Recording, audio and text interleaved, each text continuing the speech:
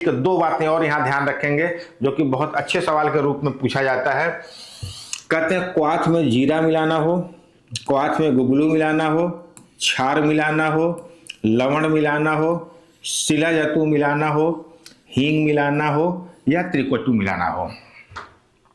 फिर से देखिए, जीरा है, गुगलू है, छार है, नमक है, शिला जतु, हींग या त्रिकटु मिलाना है तो हम कितना मिलाएंगे? 1 साण की मात्रा में मिलाएंगे। एकदम याद कर लीजिएगा, बहुत इंपॉर्टेंट पॉइंट है। कहते हैं अगर क्षीर है, गुड़ है, घृत है, तैल है, गोमूत्र है, कोई कल्क दे दिया गया, चूर्ण या कोई और द्रव दिया गया, तब इसकी मात्रा कितनी हो जाती है? 1 कर्ष की मात्रा हो जाती है। एकदम अलग अलग कर लीजिएगा इसको, बहुत आराम से इसको ध्यान रखिएगा। 1 साण की मात्रा किस कंडीशन में आ रहा है और 1 कर्ष की मात्रा किस कंडीशन में आ रही है।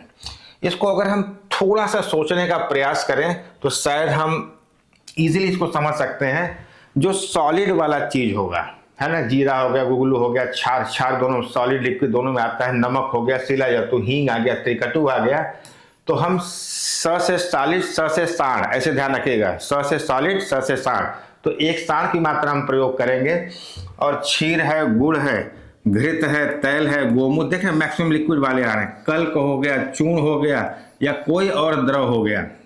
अब देखिए, कल्क मिला रहे हैं, चूर्ण मिला रहे हैं, तो कल्क और चूर्ण की मात्रा 1 कर्ष होती भी है तो वहां हम 1 कर्ष मिलाएंगे। तो नोट्स में जिस तरह लिखा हुआ आपको उसी तरह बिल्कुल ध्यान रखिएगा।